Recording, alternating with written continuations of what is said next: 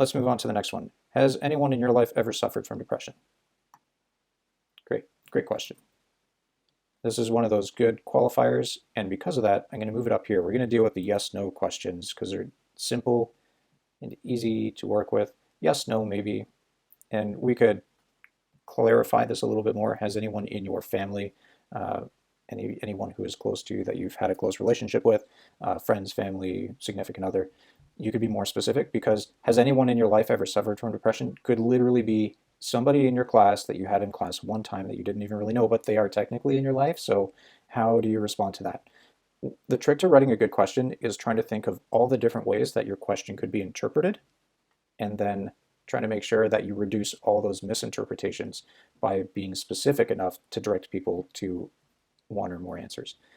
We're going to make sure that we're clicking on required as we go. Has that had an impact on your life? This question needs a little refinement. Has that? What is that?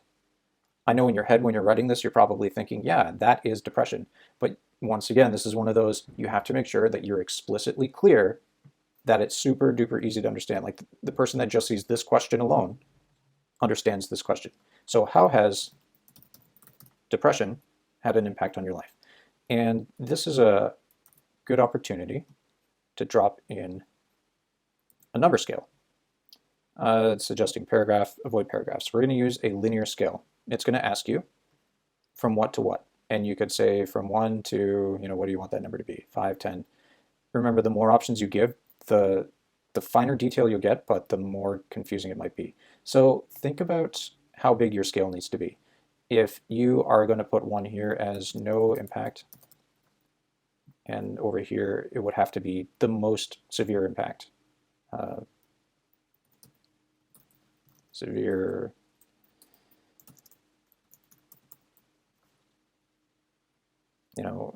you might want to qualify this a little bit more, put some more information. And this is also a good idea to say, do I need a 1 to 10 scale? Do I need a 1 to 5, 1 to 4?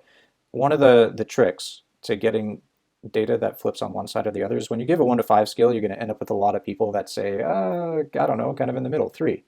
And people will just pick middle, middle, middle, middle. So if you want to avoid that, give an even number.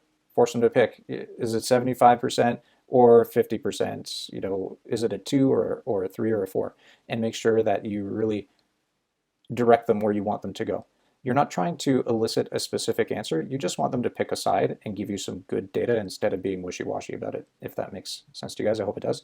So we'll leave this as a 1 to 5. And you could also add in here your scale, right? 1 is no impact, 3 is moderate, and 5 is severe, right? You could add more information into this question, blah, blah, blah, blah, blah, and help people understand what these numbers mean. The more that they understand what the numbers mean, then the clearer their answers will be and the better your data will be. How have they, who is they, talked to you about how they felt when they were suffering from that mental illness? This is a reword question, so you might want to use this as a 2-part question. The first one might be, has someone who has had depression confided in you or told you that they're suffering from depression? And then the follow-up question later in the survey can be, what's your experience with that? What kind of details have they told you? How did you experience that? This is a good qualifier question, so we'll probably end up changing this title. What is your experience with depression? Or, your basic knowledge. Are you aware? Has anyone suffered from? And then we'll add one in here. Has anyone ever told you that they were suffering from depression? And we've got a multiple choice. And we'll get rid of maybe. It's a yes, no. And there we go, required. We might also want to ask, do you understand what the difference is between a clinical depression and the commonly used word for depression? Once we get past this baseline of information, let's add a section. So we'll drop a section in there, and that's going to separate these questions. And then we can call this, section, what do you know about depression? And now we can talk about what the participant knows about depression. Now let's say that you want to ask different questions to different people. You can set up your form to do that.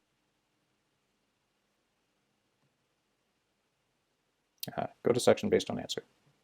There you go. So if yes, continue. If yes, or if no, continue to another one. So if it's no, whoops.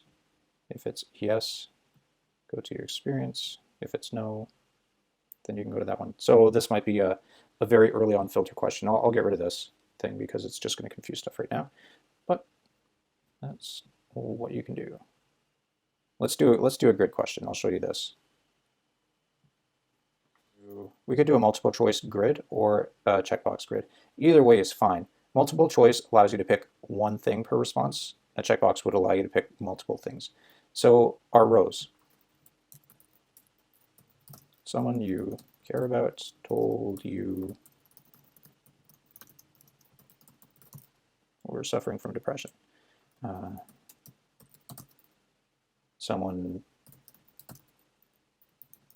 angry or with you, and you did not know they were.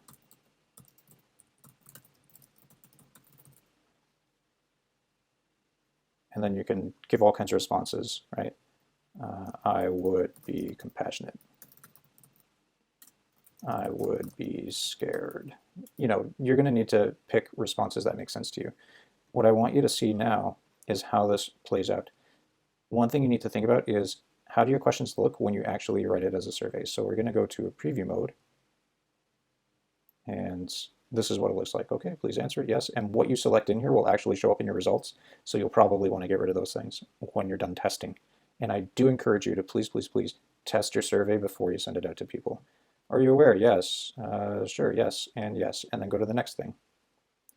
And you're going to pick, I picked, I think, those things and that thing. And let's look at how this shows up here. So here's the situation. The text is okay, but if you write a really, really long thing, it's going to continue to get bigger. Also, if you add more boxes here, it's going to compress this text space so that it creates a lot of chained words. So let's just add a few more things. Column 3, column 4, 5, and 6. All right, so let's say we got 6 responses. Now when we go to this preview, see if it updated. Yep.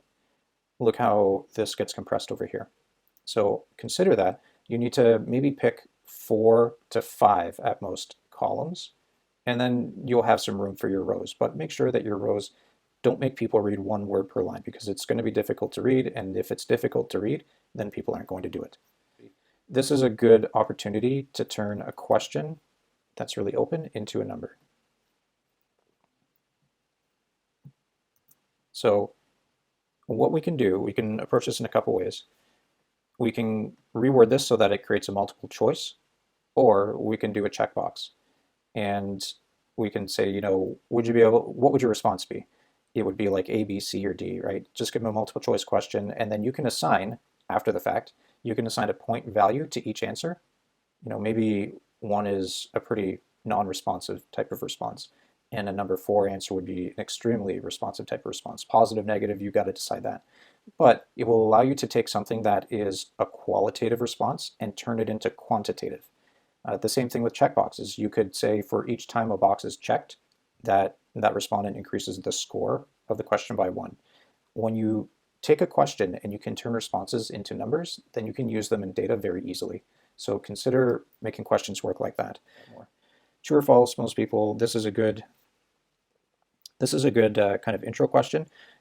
It's kind of fluff because it's not really what you're studying, but that's not a bad thing, because sometimes fluff questions just help people get thinking about depression without actually realizing what the whole goal of the survey is. So it's a little bit of a misdirection. It's about the right topic, but it's kind of just getting people, I'm talking about depression, I'm thinking about it, without having to really show what you're doing.